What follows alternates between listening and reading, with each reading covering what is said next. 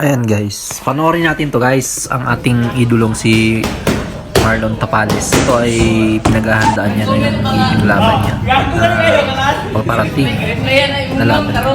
Ayan guys, suportahan natin itong ating kababayan. Ito ay isa sa mga malalakas natin pambato na sa super bantamweight division. Ayan, si Idol Marlon Tapales. Ayan guys, subaybayan natin ang mga laban niya, kaya ating suportahan, tsaka huwag natin kalimutan ipagdasal ang mga darating niyang laban. Sana ay manalo ulit siya at makuha niya ulit yung world title.